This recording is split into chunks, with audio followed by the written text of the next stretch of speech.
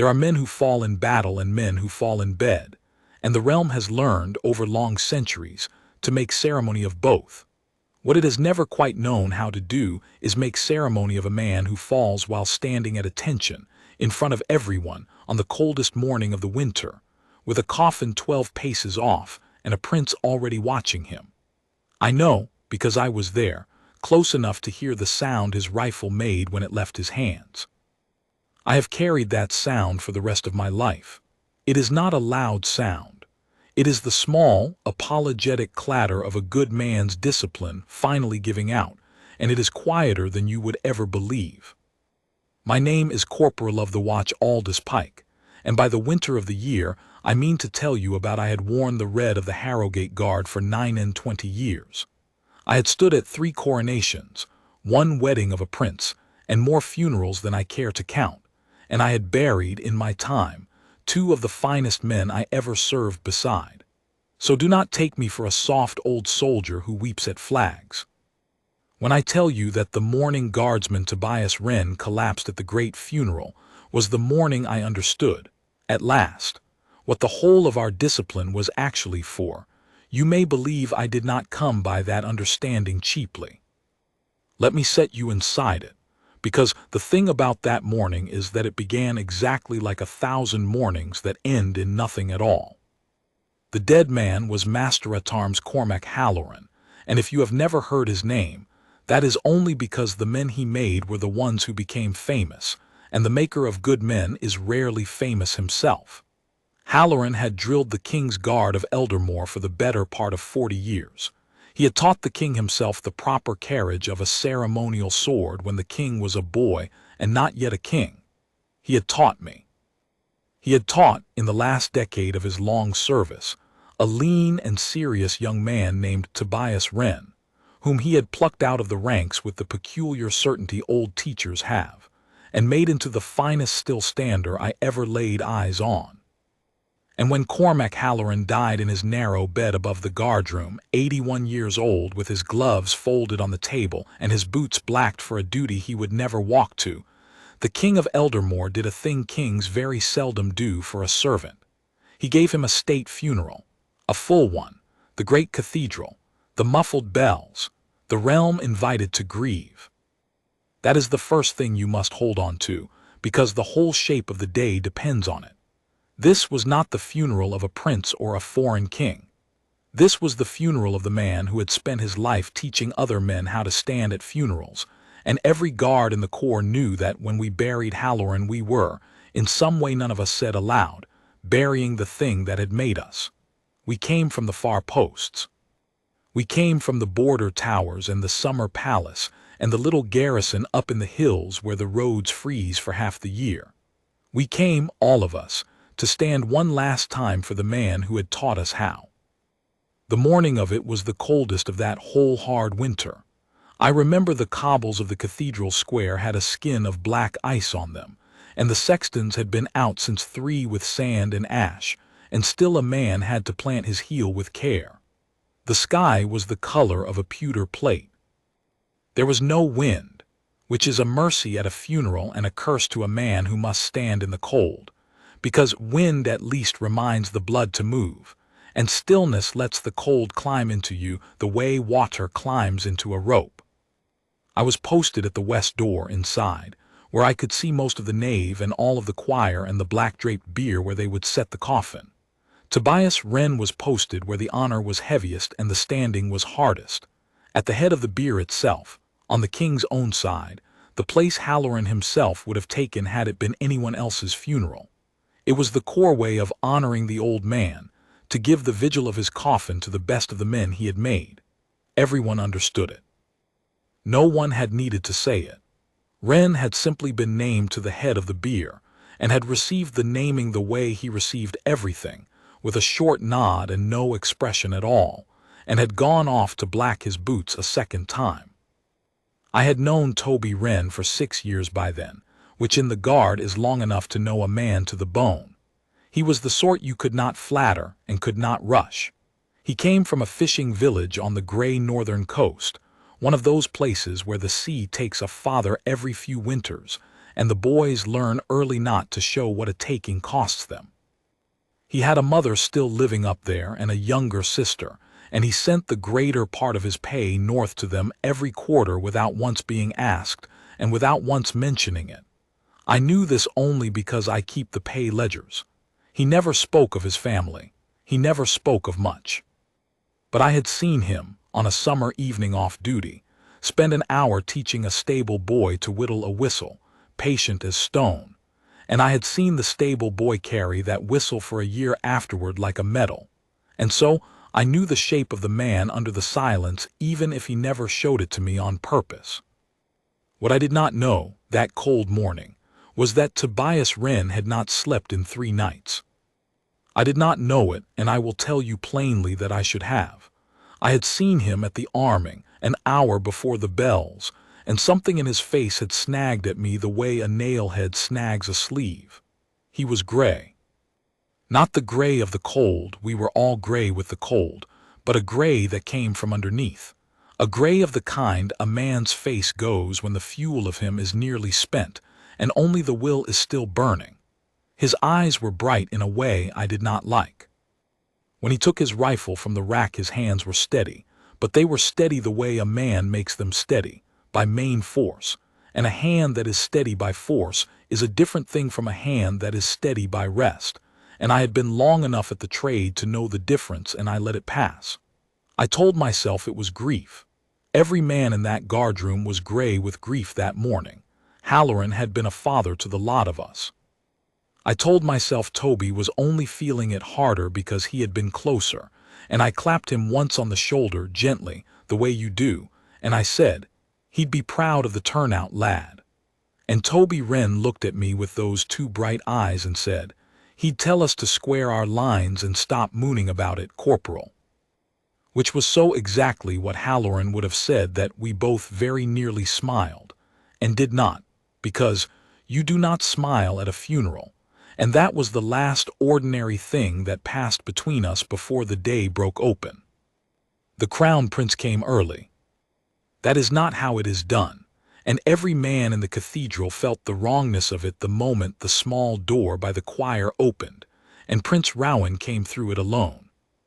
The royal party is meant to come last in procession, after the realm is seated and the coffin is set and the great doors are opened for the bells. That is the order of things, and the order of things is the whole of a state funeral. It is nearly all a funeral is. But Rowan came early, in the gray hour before the crowds, in his dark mourning coat with the single black band and no crown and no escort, and he came not up the center of the nave where a prince walks but along the side, quietly, the way a man walks who does not wish to be a procession. He stopped at the foot of the empty bier, where the coffin was not yet set, and he stood there with his head bowed and his hands folded, and no one dared disturb him, and for a long while the only sound in that vast cold place was the sexton's broom somewhere far off and the small ticking of the ice on the high windows.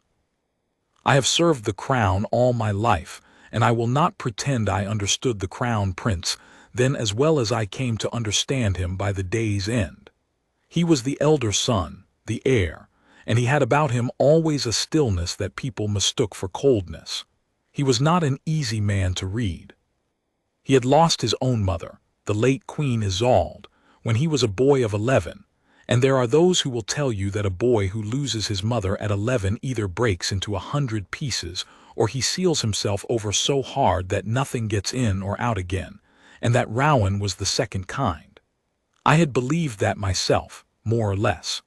I believed it right up until that morning, and then I stopped believing it forever.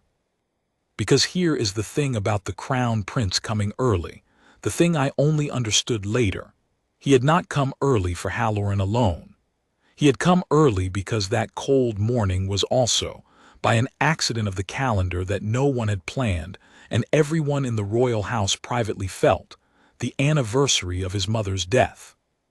The great state funeral of the old master-at-arms had fallen that year, on the very day near enough, that Queen Isolde had been carried into that same cathedral 20 years before, and buried under the same stone floor Rowan was now standing on. He had come early to be alone with two griefs at once, in the one place where both of them were buried, and he had thought no one would see, and almost no one did. I saw, because it is my trade to see.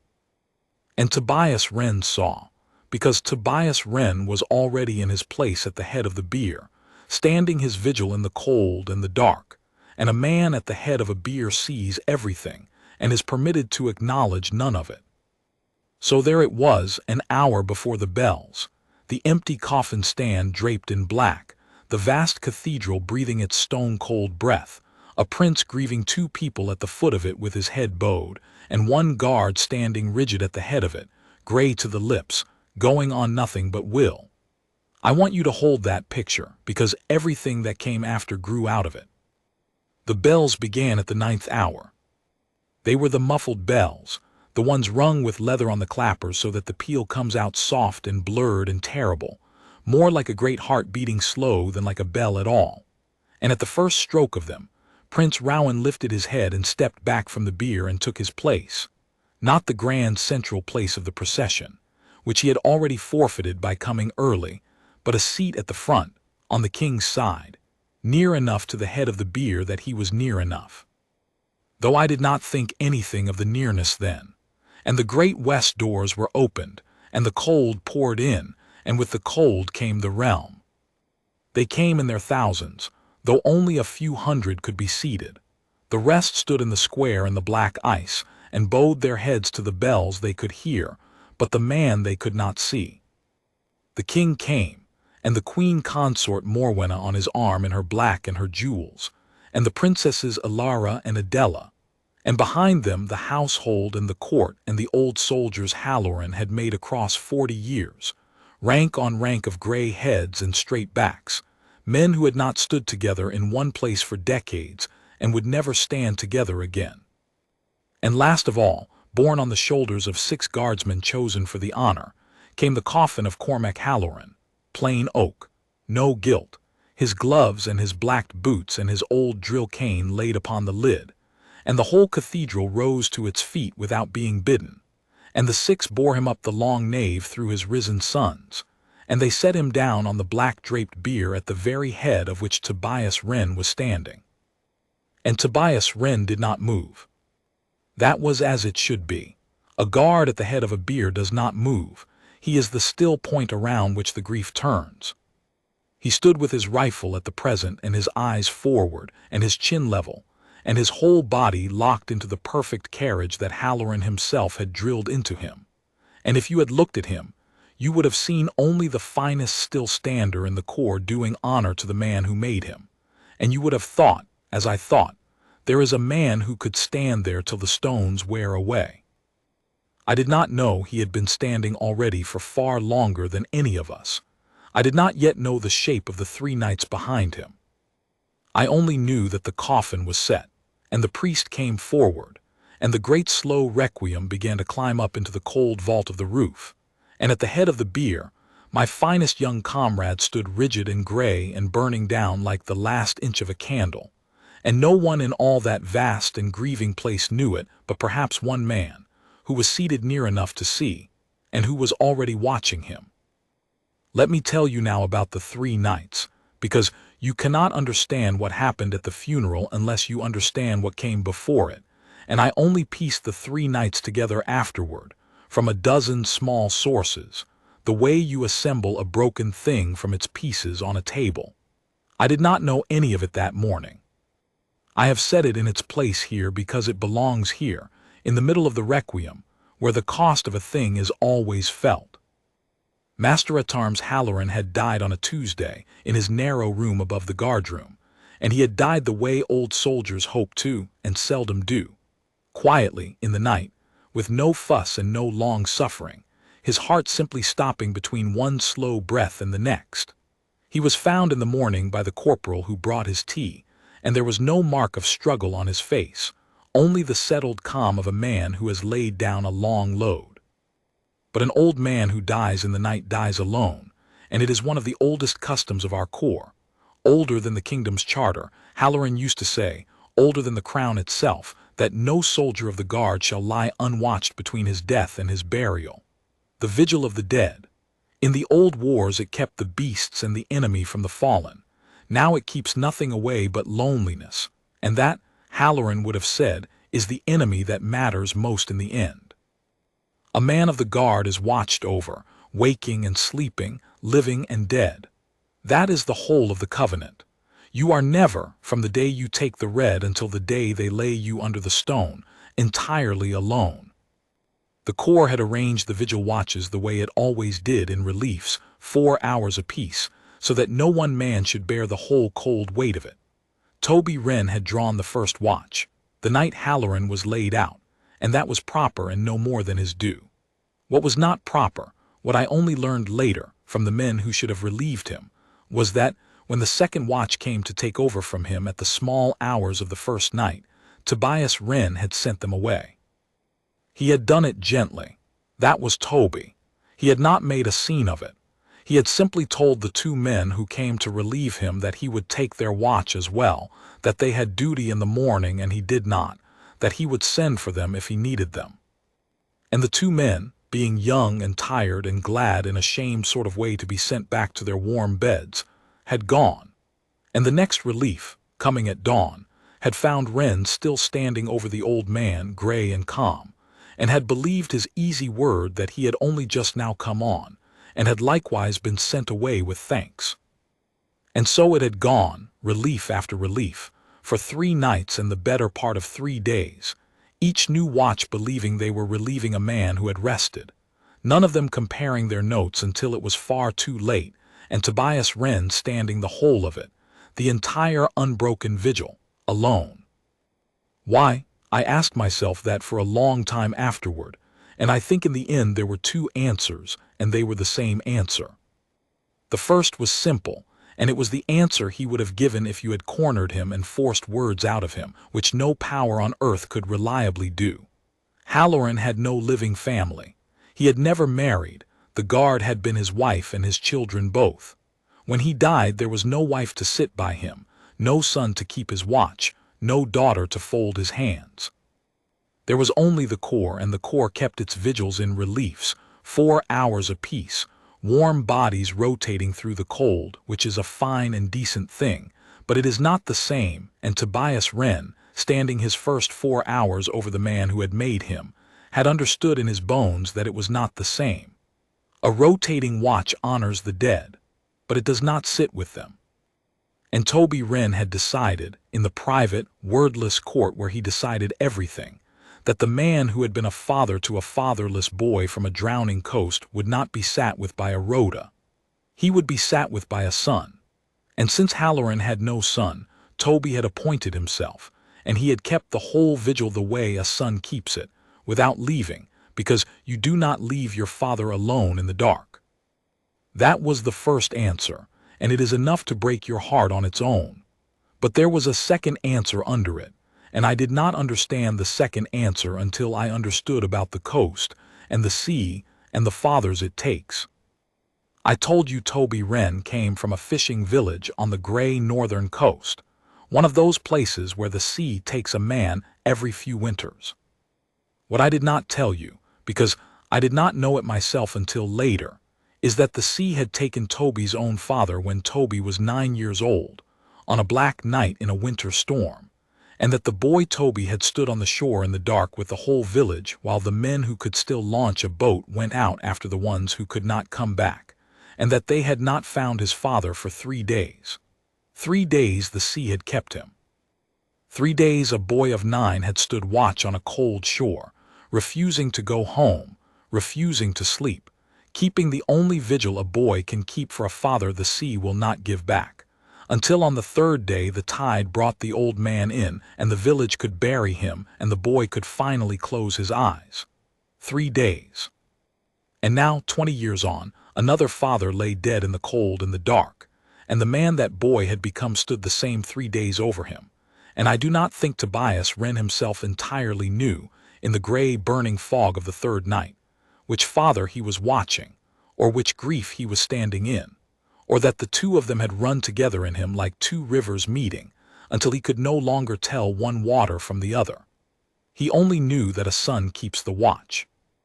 He had learned it at 9 years old on a freezing shore, and it was carved into him deeper than drill, deeper than discipline, deeper than the will that was, even now, holding his gray body upright at the head of the bier while the requiem climbed into the vault. 3 nights without sleep. 3 days on his feet, eating almost nothing, drinking a little cold tea when someone pressed it on him and refusing it otherwise. And then at the end of it, with no rest at all, the funeral itself. The arming in the cold, the long standing in the freezing cathedral, the vigil at the head of the bier that would run, by the order of the day, better than 2 hours from the setting of the coffin to the last blessing. A rested man in his prime would have found those 2 hours a punishment. Tobias Wren came to them already emptied to the dregs, and he came to them, I am certain, without a single thought of asking to be spared, because it had never once crossed his mind that a son might ask to be spared the burying of his father. You stand it. That is what standing is for. Now, bring yourself back to the cathedral, and the requiem and the cold. The priest had come to the great central prayer, the long one, where the whole congregation kneels, and there is a stretch in it.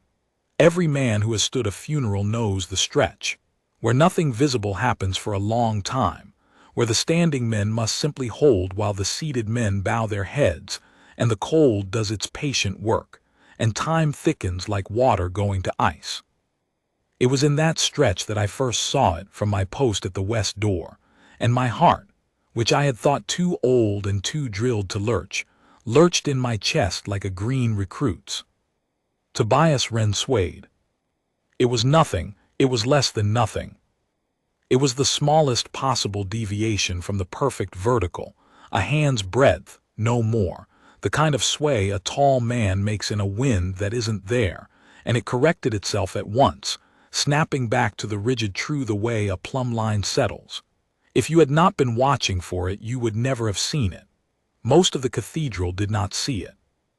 But I saw it, and I understood it the way I understood everything about the trade, in an instant and in my body before my mind caught up, and what I understood was, that man is going down. I could not move. That is the thing you must understand about where I stood and what I was. I was at the west door, 40 paces off across a cathedral full of kneeling mourners with a coffin between us, and I was on duty at a state funeral in front of the king and the whole realm, and there is no protocol, none, that permits a guard to break his post and cross the nave in the middle of the requiem because he thinks another guard looks unsteady. If I had been wrong, if Toby had only shifted his weight, if the sway had meant nothing, I would have shattered the most solemn hour in the kingdom's year for a phantom, and shamed the corps, and shamed Halloran's memory, on the very day we buried him. And if I had been right, I still could not reach him in time. 40 paces through a kneeling crowd is 100 years when a man is already going. So I stood as I was drilled to stand, as Halloran had made me stand, and I watched the finest man I ever served beside begin, by inches, to die on his feet in front of the crown. And I could do nothing but pray, in the small cold voice you pray in when your body is a statue, that someone nearer than I was had also seen. Someone nearer had seen. Someone nearer had been watching for the better part of an hour, from a seat on the king's side, near enough to the head of the bier that I had thought nothing of the nearness when the Crown Prince chose it.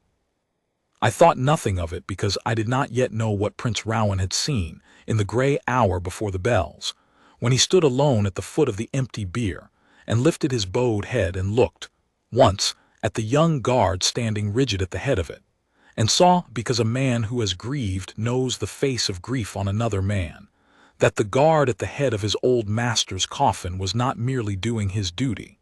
He was burning down. And Prince Rowan, the sealed-over man, the cold air who let nothing in or out, had chosen his seat. He had chosen it near the head of the bier.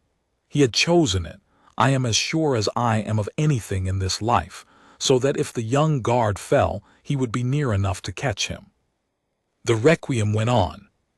The long prayer ended and the congregation rose from its knees, and there was that great soft rustle 1,000 people make when they stand, cloth and breath and the shifting of feet, and under cover of it I saw Tobias Wren sway a second time. This time it was worse. This time the correction came slower, a half-beat late, and when he pulled himself back to the vertical I saw his knees give the smallest flex before they locked, the way a man's knees flex when the floor has begun, very quietly, to tilt beneath him. His rifle was still at the present. His chin was still level. His eyes, I would learn afterward, were still forward, still fixed on the far wall of the choir the way Halloran had taught him. Pick a point above the crowd and hold it, lad. The crowd is not your business. The point is your business. And he was holding his point with the whole of what was left of him, and there was very little left. The gray of his face had gone past gray now to a kind of colorless white, the white of tallow, and I could see, even at 40 paces, a fine sheen on his forehead below the line of the bearskin, and I knew that sheen. Every soldier knows that sheen. It is the sweat that comes not from heat but from a body reaching the last of itself, the cold sweat that breaks just before the dark comes up. And still I could not move, and still the priest's voice climbed and fell in the great cold vault, and still the realm grieved its old soldier and never guessed that a young one was quietly ending in front of it. I looked at the king. I do not know why. I think I was looking for someone with the standing to act, someone whose moving would not break the world. King Alaric sat straight and grave in the front of the king's side, an old man himself now, his face carved into the deep patient stillness that a long reign teaches, and his eyes were on the coffin of the man who had taught him to carry a sword, and he saw nothing else. Beside him the queen consort Morwenna sat in her black and her cold diamonds, and her eyes were not on the coffin at all. They were moving over the crowd, over the great and the notable, marking who had come and where they sat, doing the arithmetic she was always doing, and she saw nothing of the head of the bier because the head of the bier held nothing she counted worth the counting. A guard is furniture to a woman like that. He is part of the room.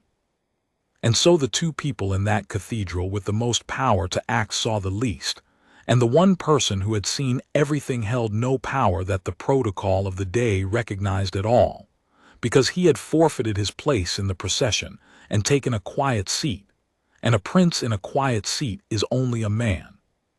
The Princess Ilara saw. I will give her that, and I have always given her that. She was young then, and softer than her stepmother by the whole width of the sky, and something in the young guard's white stillness reached her across the nave, and I watched her lean the smallest degree toward her aunt, the Princess Adela, and I watched her lips move, a whisper, a question. Is that man all right? And I watched Princess Adela, who missed nothing, follow her niece's glance to the head of the bier and go very still herself. But Adela, too, was bound by the day. To rise, to point, to send a servant hurrying across the nave, it would tear the funeral open.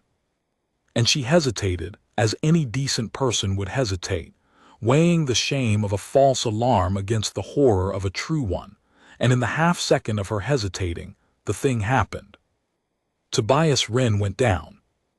I have tried many times to describe it exactly, because the manner of it mattered so much to everything that came after, and I have never quite managed it, so I will simply tell you what I saw. He did not topple like a felled tree, all at once and rigid. It was gentler than that and worse than that. It was as if some cord that had been holding him from inside was, very suddenly, cut, and the whole tall, disciplined length of him seemed to fold, the knees first, then the waist, a slow buckling collapse that began at the head of the bier not 2 arms' lengths from the coffin of the man he was mourning. The rifle left his hands. That was the sound I told you of at the beginning, the small apologetic clatter of the rifle butt on the stone, and it was the first sound anyone but I had noticed, and heads began to turn toward it even as he fell. He made no cry. To the last inch of him he made no cry.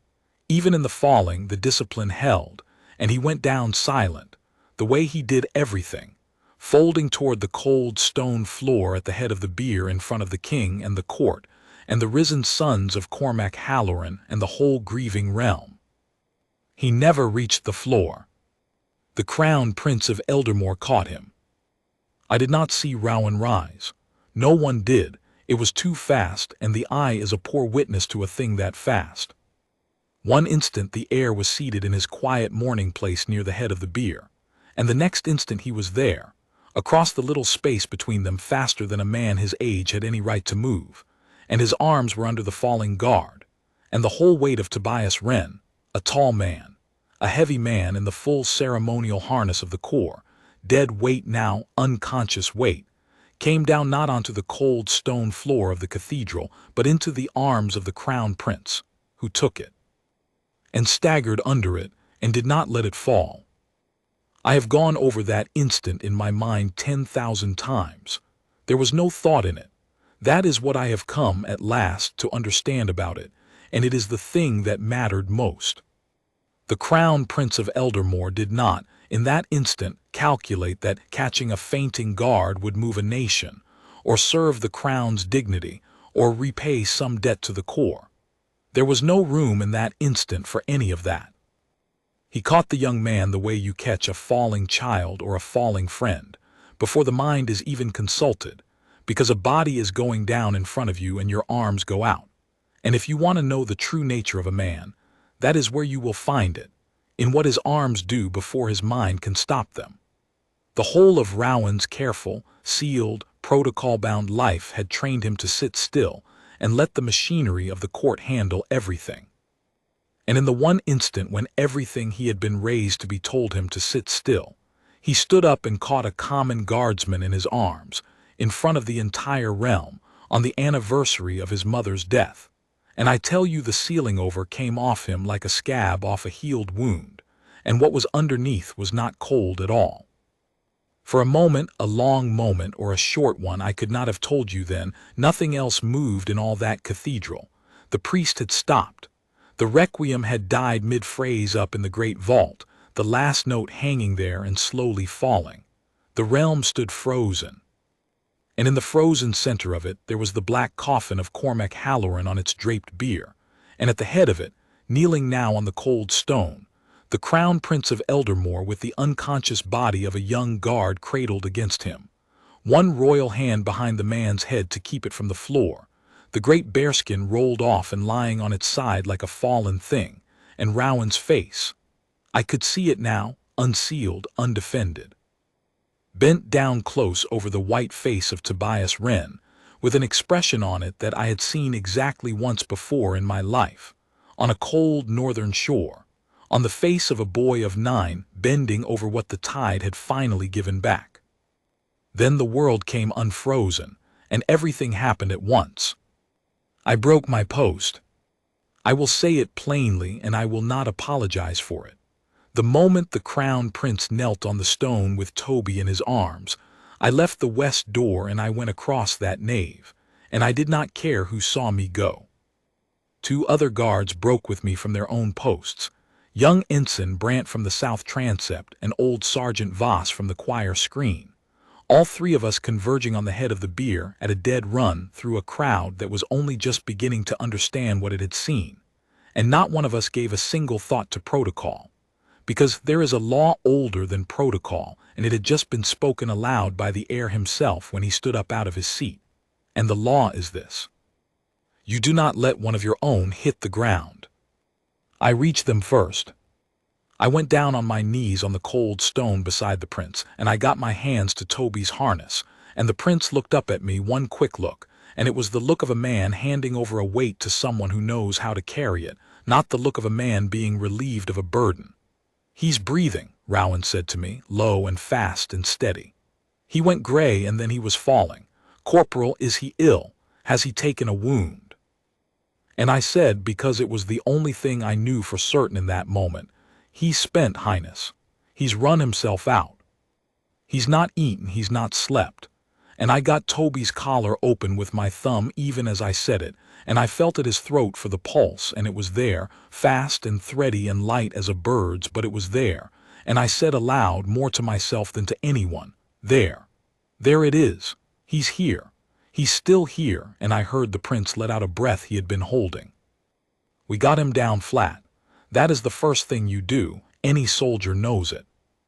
We laid Tobias Wren out on the cold stone at the foot of the bier. the prince's own folded morning coat under his head, off the prince's own back. I saw him shrug out of it and fold it and slide it under Toby's head with his own hands, and we raised his boots up on a hassock one of the choristers ran for, to send the blood back where a fainting man's blood has fled from, and within a dozen heartbeats of being laid flat with his feet up, the color began, faint and gray and then less gray, to crawl back into Tobias Wren's face. A faint is a merciful thing in the main. It is the body's own hard wisdom. When the well runs too low to pump the blood uphill to the brain, the body simply lays the man down flat so the blood can reach his head without climbing, and then, the head watered again, he wakes. It looks like the end of the world, and it is very often only the body saving itself the sensible way. I knew that. I had seen it 100 times on 100 parade grounds. But knowing it did not stop my hands from shaking as I chafed his cold wrists, because this was not a stranger on a hot parade square. This was Toby.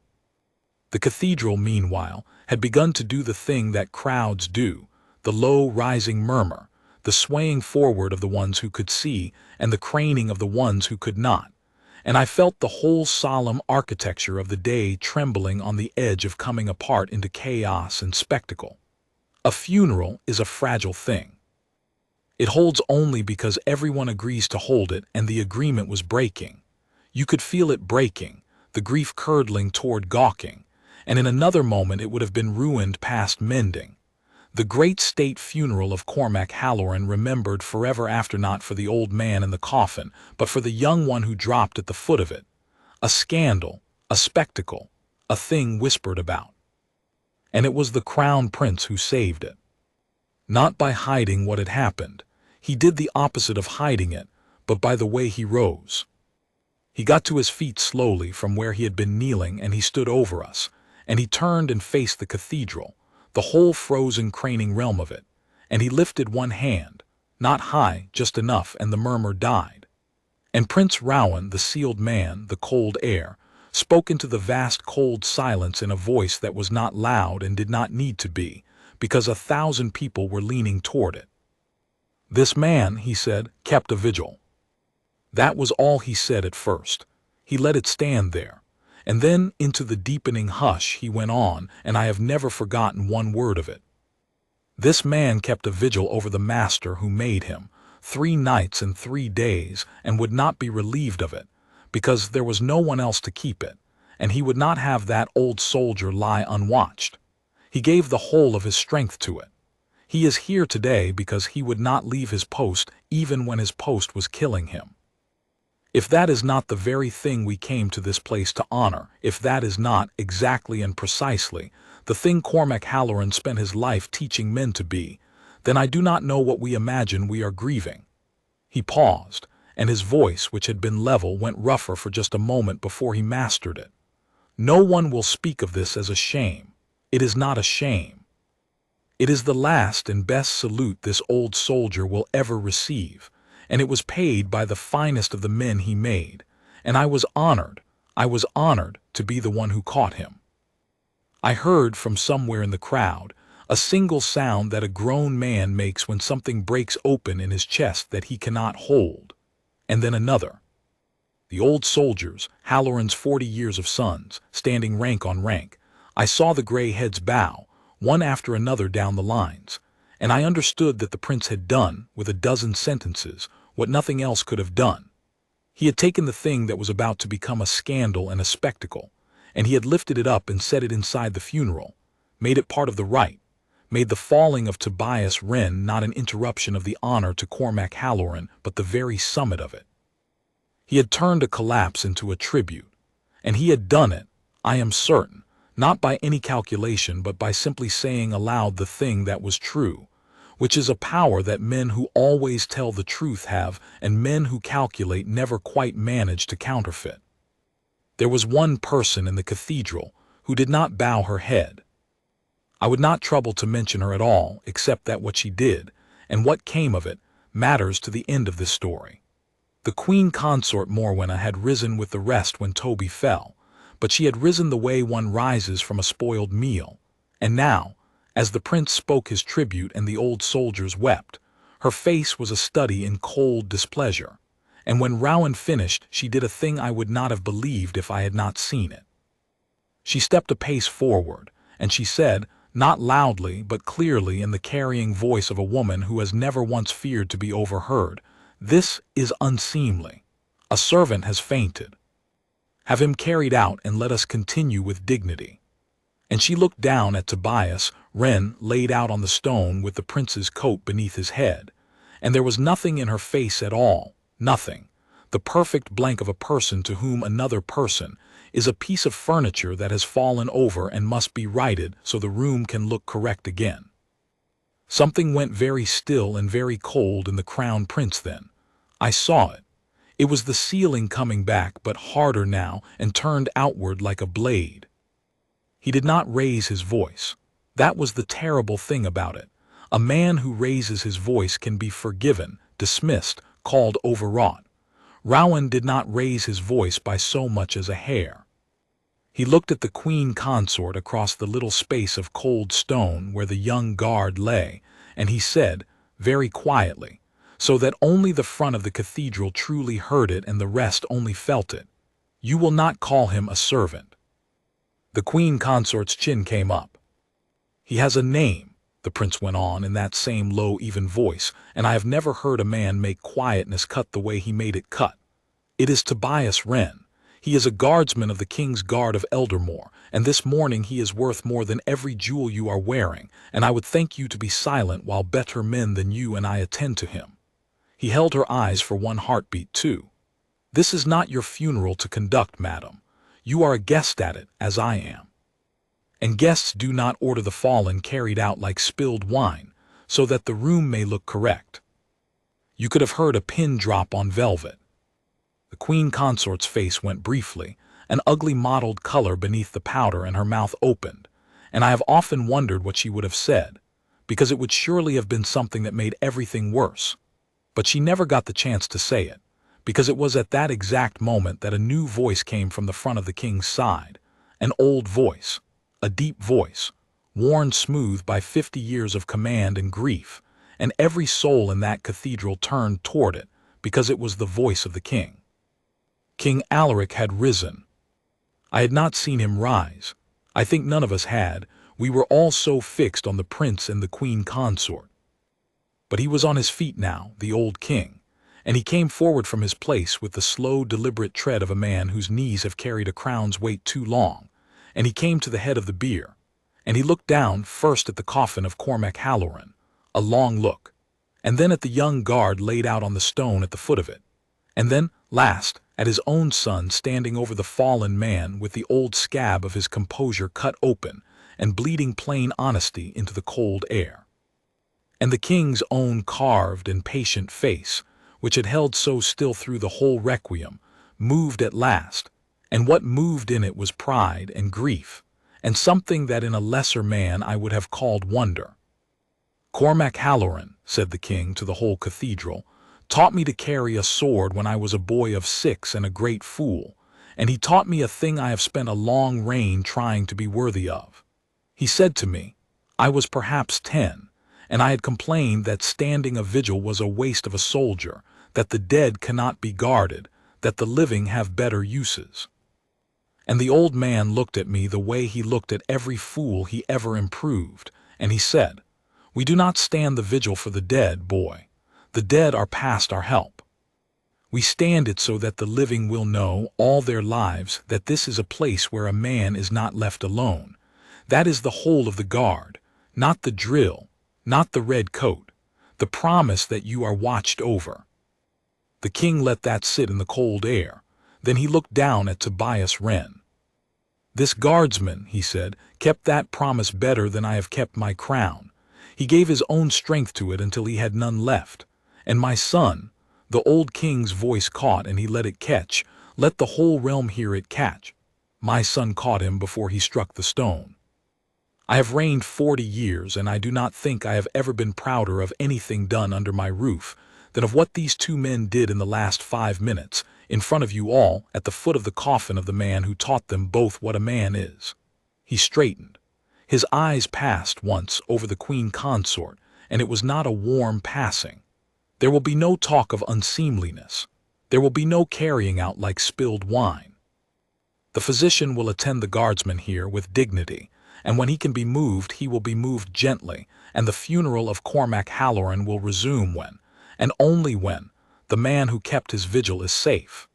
If any here finds that a poor use of the realm's mourning, they are free to leave it. The door is behind you. Nobody left. Of course nobody left. And the queen consort Morwenna, having been rebuked in the same soft and then terrible breath by both the heir and the king in front of the entire court, did the only thing left to her, which was to draw herself up and retreat into a dignity she did not possess and take her seat again in a silence that had turned all around her into a wall. I did not look at her again. I had a man to tend. The king's physician was there by then, an old spare gray man named Dr. Fenn, who had served the household 30 years and had, I do not doubt, seen more fainting guards than any of us, and who knelt down beside me on the stone with none of the fuss of the crowd and a great deal of the calm of long practice. He put his fingers to Toby's throat where mine had been. He lifted each eyelid in turn and looked. He laid his cold ear to Toby's chest and listened a long moment, and then he sat back on his heels and let out a breath, and he said in the flat, undramatic voice of a man delivering good news he sees no reason to dress up, "He has fainted. That is all. His heart is sound and his breath is easy and there is no fever on him and no wound. He has simply run dry, no food, no sleep, no rest, and then the cold and the standing on top of it. The body did the wise thing and put him down before the mind could argue. He will come back to us in a minute or two, and he will be ashamed of himself, which is the surest sign a fainting man is going to be perfectly well." He looked up at the prince, and then at the king, and I saw the old physician understand in his dry way exactly what he was standing in the middle of. Keep him flat and keep him warm and keep the crowd back, and he will do very well. He needs a week of sleep and a month of feeding, and he needs someone to tell him he did right, because a man like this one will wake certain that he did wrong. And even as the old doctor said it, Tobias Wren's eyelids fluttered, and his lips moved, and I bent close to catch the first word he spoke as he came back up out of the dark. And the first word Tobias Wren spoke, before he even knew where he was or who was holding his head off the stone, was not a word for himself at all. It was the old master's name. "Halloran," he whispered, "the watch," and he tried to rise. He got perhaps a hand's breadth off the stone before 3 of us pressed him gently back down, and it took 3 of us, because even emptied to the dregs and half-conscious, the instinct in Tobias Wren to get back on his feet and back to his post was a strong and stubborn thing. His eyes came open, unfocused at first, then finding the vault above him, then finding, with a slow dawning horror that I would not wish on any man, the faces bent over him, mine and the old doctor's and the king's, and closest of all, the face of the Crown Prince, who had knelt down again and taken back the burden of Toby's head into his own hand. I watched it land on him. I watched Tobias Wren understand where he was and what had happened to him, and the understanding went across his white face like a cloud shadow going across a field. He was flat on his back on the floor of the cathedral. He was at the funeral. He had fallen. He had fallen at the head of the bier, at Halloran's own coffin, in front of the king and the whole realm, and his eyes found the prince's face and his horror doubled. The Crown Prince of Eldermoor was kneeling on the stone with the guardsman's head cradled in his royal hand like a nursemaid, and the funeral had stopped, all of it. The whole great solemn machinery of the realm's grief had ground to a halt, because of him. Because Tobias Wren had not been able to stand. "No," he said, "it came out of him low and stricken." He tried again to rise, and again we held him. "No, forgive me, Highness, forgive me, let me up, I've broken the let me get up, let me get back to my," and his voice cracked clean across the middle, and I saw, to my own grief, the thing the doctor had warned of. He was not frightened for himself. He was not thinking of his health or his fall. He was drowning in shame, pure and total, the shame of a man who has spent the whole of himself keeping a promise and believes in the ruin of his strength that he has failed it. "I dropped my rifle," he whispered, and of all the things it was that, the small soldier's disgrace of a dropped weapon that seemed to undo him most. At his coffin. I dropped it at his, and he could not finish, and he turned his white face away from us all toward the cold stone so that no one should see what was on it. And the Crown Prince of Eldermoor bent down close over him, and did a thing I have told very few people in all the years since, because it is almost too much to say. He took the young guard's face gently in his hand and turned it back, not to command him, but so that Toby could not hide, and he said, in a voice pitched for Toby alone, so low that I caught it only because I was inches away, "Look at me. Guardsman, look at me." And when Toby's stricken eyes came back to his, the prince said, "You did not break anything. Do you hear me? You did not fail. You kept the vigil 3 nights when the corps sent men in reliefs and you sent them home. You kept it alone. There is not another man in this cathedral who could have done what you did, and you did it not for glory and not because you were ordered, but because you would not let him lie alone in the dark. Do you understand me, Tobias Wren? You did the thing we are all here to say we honor. You are the only one of us who actually did it." Toby's face worked. "I fell," he got out, "in front of." "You fell," said the prince. "At the end of 3 days no man could have stood. That is not falling. That is running yourself all the way out for someone you loved, and then dropping when there was nothing left, which is the most honest thing a body can do. And then Rowan said the thing that broke it open, broke Toby open and broke me, and I am not ashamed to tell you that a 29-year corporal knelt on the stone of the cathedral and wept. I know why you did it," the prince said, very softly. "I know about the 3 days. I know why 3 days. Someone told me this morning before the bells. About your father, about the shore." Toby went utterly still. I did not understand in that moment how the prince could know. I learned it afterward, and I will tell it to you in its place. It is one of the best parts of the whole story, and I will not spoil it here.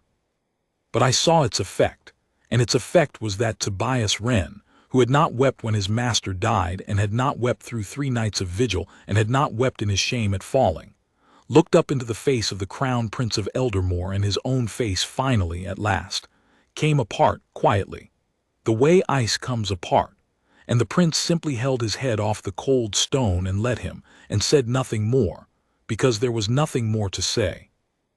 And some griefs are not to be talked out of but only sat with, which was, of course, the whole of what Halloran had taught them both.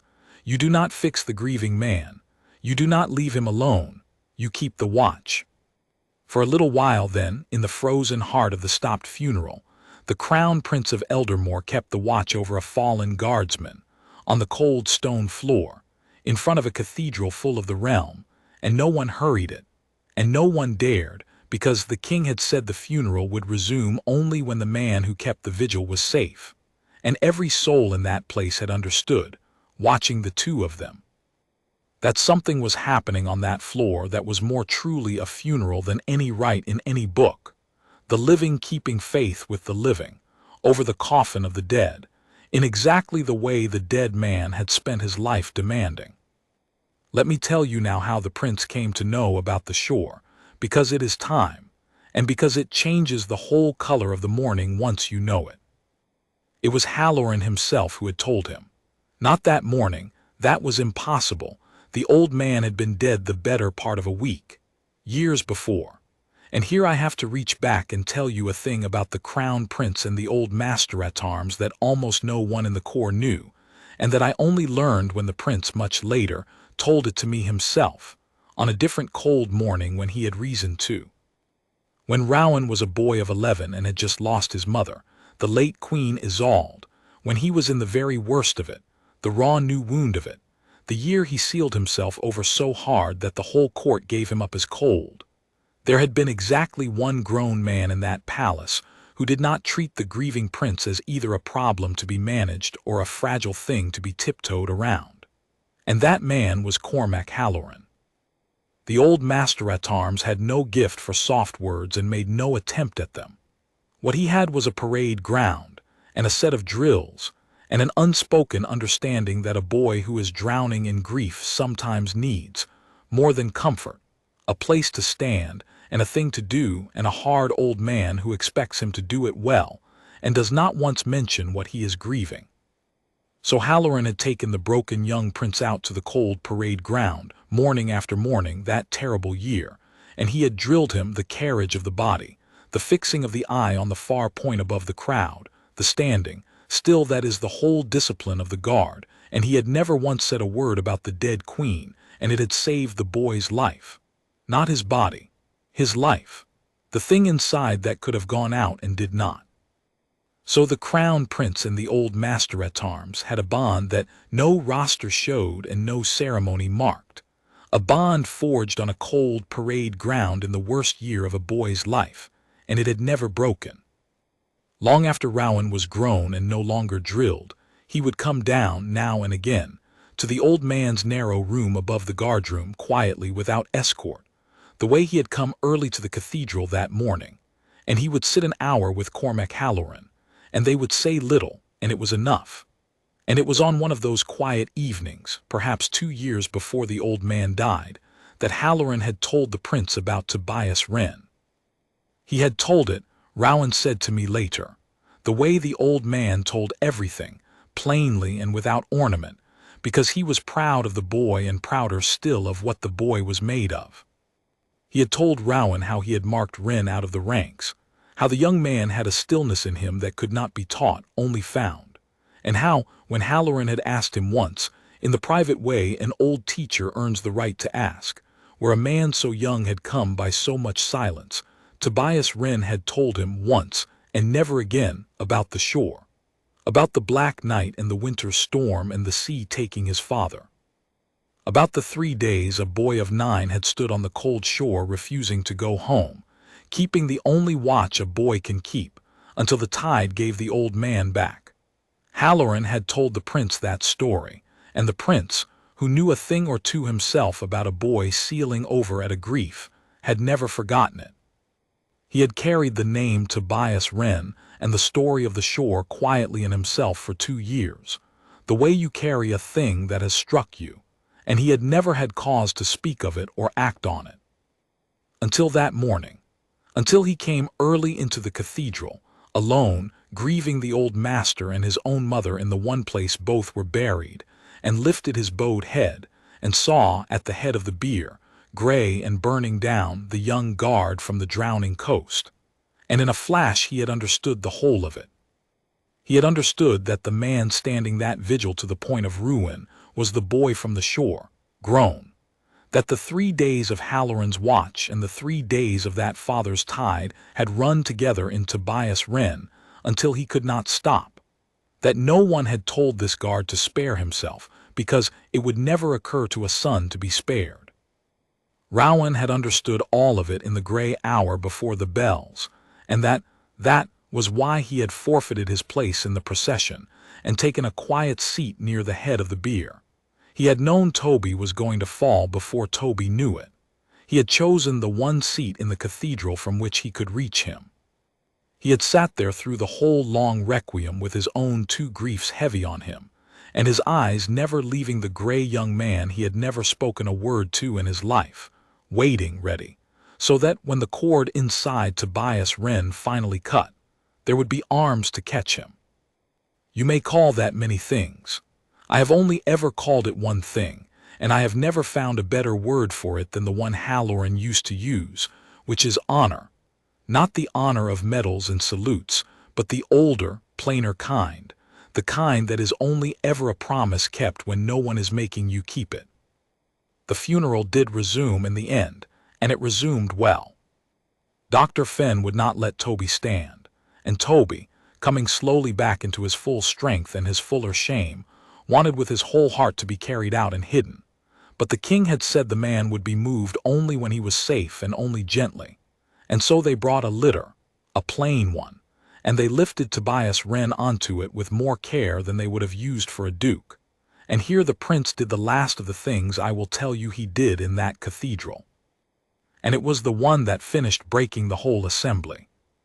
When they lifted the litter to carry Toby out, to a warm room, to the doctor's care, to the long sleep and the feeding he needed, the 6 guardsmen who had borne Halloran's coffin up the nave stepped forward, unbidden, and took the poles of the litter onto their own shoulders. The men who had carried the master carried the man who kept his vigil. And Tobias Wren, lying on the litter gray and ashamed and unable to stop them, was borne back down the long nave through the risen ranks of Halloran's 40 years of sons the very same way the old master had been borne up it, on the shoulders of the guard, through the guard, in honor.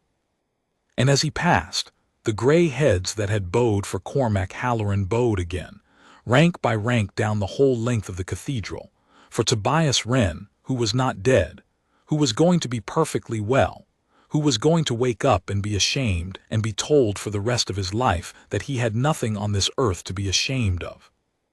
And the Crown Prince of Eldermoor walked beside the litter the whole length of that nave with his hand resting on the rail of it, and did not care in the least how it looked, because it looked like exactly what it was. They carried him out through the great west doors into the cold, past the thousands standing in the Black Ice Square, and the murmur that went up from the crowd when they understood a guard. They said to one another, one of the guards, "He stood a vigil 3 days and 3 nights. He fell at the old master's coffin. The prince caught him, the prince himself." The murmur that went up was not the murmur of scandal. It was the other kind. It was the sound a great many people make when they have just been reminded, unexpectedly, on a cold gray morning, of something good they had half stopped believing in. I heard a woman near the door say to the man beside her, and I have never forgotten it, "That's the realm, that is. That's what it's supposed to be." And the man beside her only nodded, because his own eyes were too full to trust his voice, and I thought, yes, that is what it is supposed to be. Cormac Halloran spent 40 years trying to make men who would make a morning like this one possible, and here on the day we buried him, 3 of them, the old dead master, the young fallen guard, and the sealed-over prince, had made it together, without a single one of them planning it, out of nothing but promises kept. And then the great doors closed, and the funeral of Cormac Halloran went on to its end without its keeper of the vigil, but not without his vigil, because his vigil had been kept fully to the last of a man's strength, which was the only thing the old soldier would ever have asked. I would like to tell you the story ended there on that high note, but a story that ended there would leave out the best of it, which came after, and which is the part I most want you to carry away. Because it is one thing for a prince to catch a falling man in the heat of a moment. Many a man will do a fine thing once in the rush, when the whole realm is watching. It is another thing entirely, a rarer and a truer thing, what a man does afterward in the quiet, when the crowd has gone home and no one is watching at all. And it is by what Prince Rowan did afterward in the quiet that I have measured the crown ever since. They put Tobias Wren to bed in a warm room off the guardroom, not far from the narrow room where Halloran had died, and the old doctor's promise held true in every particular. Within the hour Toby had color in his face and warmth in his hands, and a mortifying, healthy appetite that he was far too ashamed to admit to. And within the day, when he had slept the first real sleep of 4 nights, he was sitting up, weak as a new lamb but wholly himself, and doing exactly what Dr. Fenn had foretold he would do, which was to lie there insisting to anyone who would listen that he was perfectly well, that it had all been a great deal of fuss over nothing, and that he must be allowed up to return to his duty at once. We did not allow him up. It took the direct order of an officer, and then the direct order of me, and then, in the end, the direct order of the king himself relayed through a smiling equerry, to keep Tobias Wren in that bed the week the doctor demanded, and even then he fretted the whole 7 days like a man imprisoned. But it was on the evening of the funeral itself, before Toby had even properly slept, that the Crown Prince came. He came the way he had come to the cathedral, and the way he had always come to Halloran's room, quietly, alone, without escort or announcement, in the gray of the evening after the crowds had long gone home, and the realm had turned to its suppers and its fires. I was sitting with Toby myself, that first evening. I would not leave him, and no one asked me to, when the door opened and the Crown Prince of Eldermoor put his head into that plain little room, and Toby, seeing who it was, went the color of a beetroot and tried, God help him, to get out of the bed and stand at attention in his nightshirt. And the prince crossed the room in 3 strides and put a hand flat on his chest and pressed him, not roughly, back down onto the pillows. "Do not," said Rowan, "you stubborn man, make me catch you a second time in one day." And Tobias Wren, for the first time since I had known him, laughed. It came out of him cracked and startled, half a sob still in it, but it was a laugh, and I saw the prince's face ease to see it, and I understood that Rowan had made the joke for exactly that reason, the way you say a light thing to a man wound too tight, to give him leave to let a little of it go. The prince pulled up a plain chair and sat down by the bed, and he stayed a long time. I will not set down everything they said, partly because I do not remember all of it, and partly because some of it was not mine to keep. But I will tell you the shape of it. The prince told Toby about Halloran and the parade ground, about the boy of 11 who had lost his mother and the hard old man who had drilled him back to life without once mentioning the wound. He told him, and this was the thing I think Toby needed most in all the world to hear, that he understood about the shore, and about the father, and about why 3 days, and that there was no shame anywhere in any of it, that a grief that runs that deep is not a weakness in a man but the very thing that makes him able to keep a vigil no one else could keep. "The Corps sent men in reliefs," the prince said, "because the Corps is wise, and no one man should carry the whole cold weight of a vigil. You carried the whole cold weight of it. You should not have. You nearly killed yourself doing it, and if you ever do such a thing again, I will have you confined to quarters and fed by hand until you see sense. But I understand why you did it, Tobias Wren, and I want you to hear it from me and never doubt it. Your father was not left alone on that shore because a boy of 9 would not leave him, and Cormac Halloran was not left alone in the dark because a man of 29 would not leave him. That is not a thing to be ashamed of. That is the finest thing I know about you, and I knew it before I ever caught you." Toby could not answer that for a while. Neither could I, and I was only listening.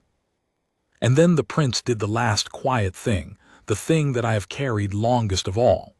He asked Toby about his mother, his living mother up on the gray northern coast, and his sister, the 2 he sent the greater part of his pay to every quarter without once being asked.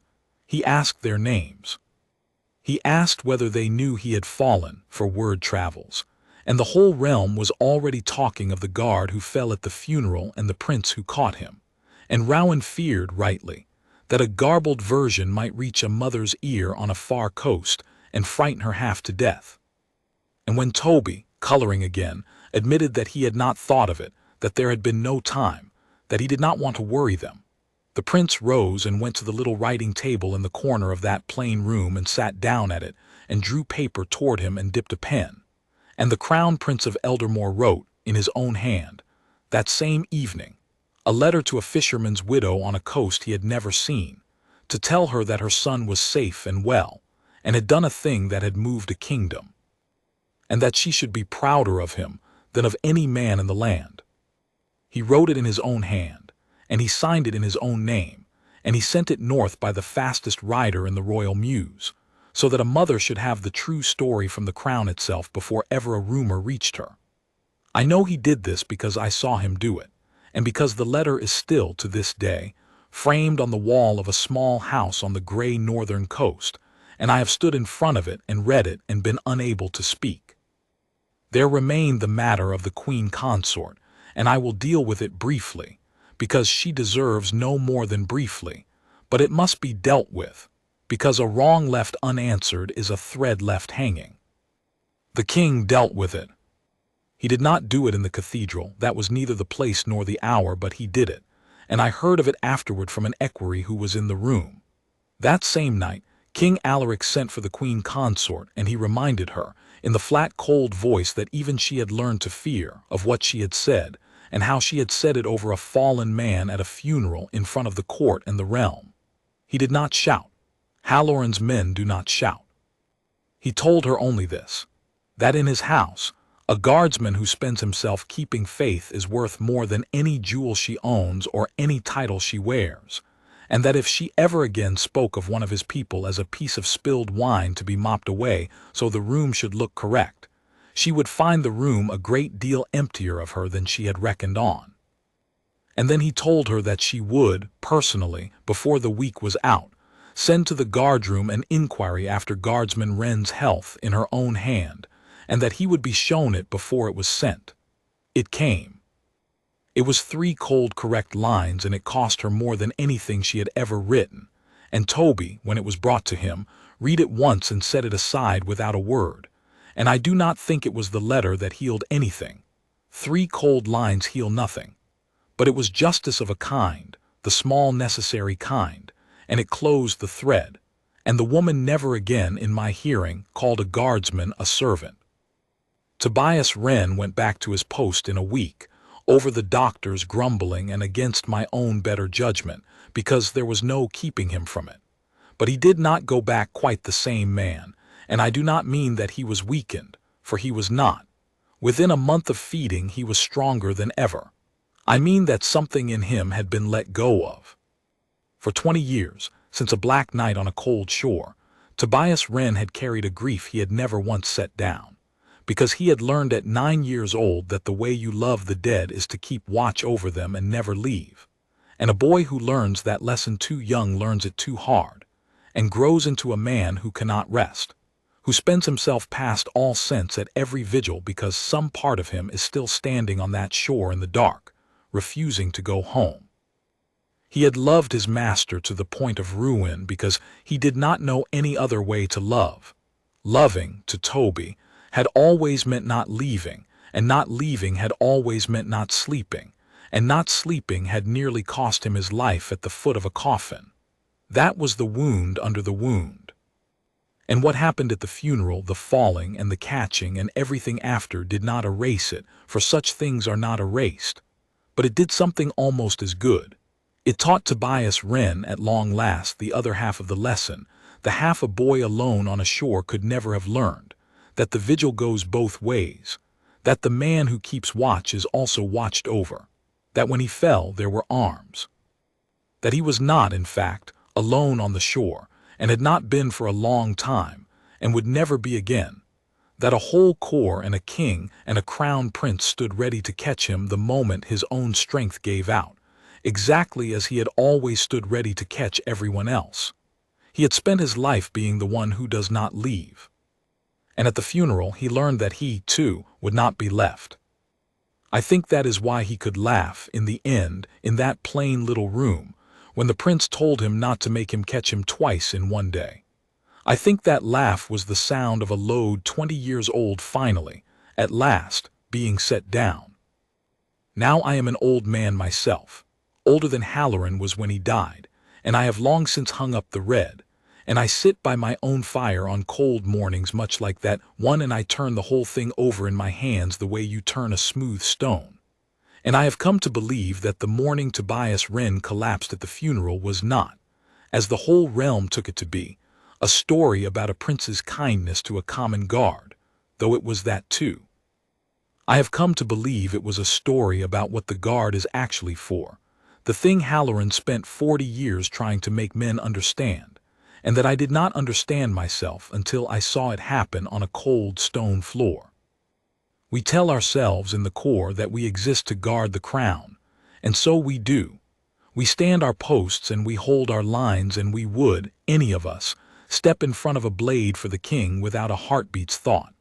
But that is only the half of it that faces outward, the half the tourists photograph.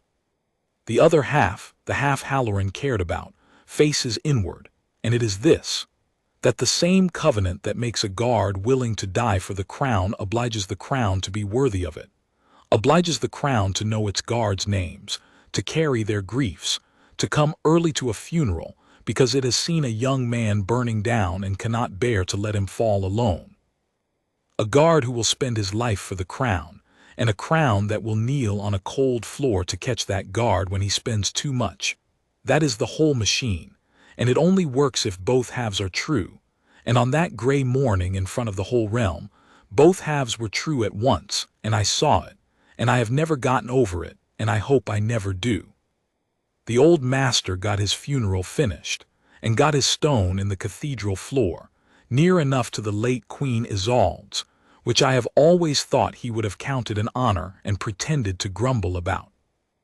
Every year now, on the anniversary, there is a vigil kept over Cormac Halloran's stone, a proper one, and it is kept, the corps saw to this, and no one argued, not in reliefs of 4 hours apiece, but by one guardsman at a time, standing the whole night through from dusk to the dawn bells, alone in the old way, the way a son keeps it. It is considered the highest honor a guardsman of Eldermoor can be given, to be named to Halloran's vigil, and it is given, each year, to the man the corps judges to have best kept faith that year, whatever the cost to himself. The first man ever named to it, the first, and the one the honor was in truth invented for, was Tobias Wren, who stood it the whole night through, from dusk to dawn, strong and rested and unafraid, and did not fall. And every year on that same night, without fail and without announcement, a man comes quietly and alone into the cathedral in the small dark hours, in a plain dark coat with no crown and no escort, and stands a while beside the guardsman at Halloran's stone. Sometimes he brings 2 chairs, sometimes they say nothing at all. But the Crown Prince of Eldermoor keeps that watch too, every year, beside whatever guardsman has been named to it, because he learned a thing on a cold morning long ago that he has never let himself forget, that the vigil goes both ways, and that no man of the guard, waking or sleeping, living or dead, standing or fallen, is ever in that kingdom to be left alone in the dark.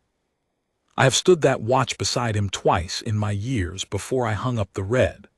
Both times he came in the small hours, as I have said, and both times near the dawn, when the cold was at its worst and the long night was nearly stood. He put his hand on my shoulder in the dark, the way you do, and said the thing Halloran used to say: "You are not standing this one alone." And I was not. And when my own time comes, and the corps keeps its watch over an old corporal in the cold and the dark, I know past all doubting that some young guardsman with a stillness in him that cannot be taught will stand over me the whole night through, and that somewhere in the small hours a quiet man in a plain coat will come and stand beside him, and that the promise Cormac Halloran spent his life making will be kept over me as it was kept over him, as it was kept, on the coldest morning of that long winter, over a young man who fell at a funeral and was caught before he ever touched the stone.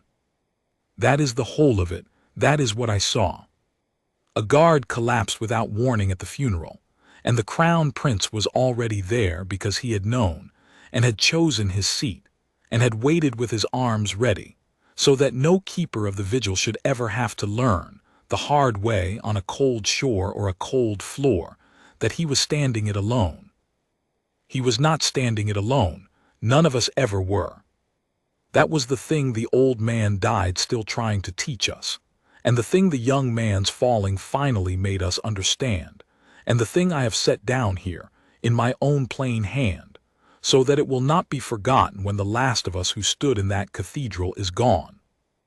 That the measure of a crown is not the jewels in it, but whether it will kneel on a cold stone floor to catch a falling man, and that the measure of a guard is not that he never falls, but that when he does, he falls among his own, who will not let him hit the ground. Long may they keep the watch, both halves of it, forever.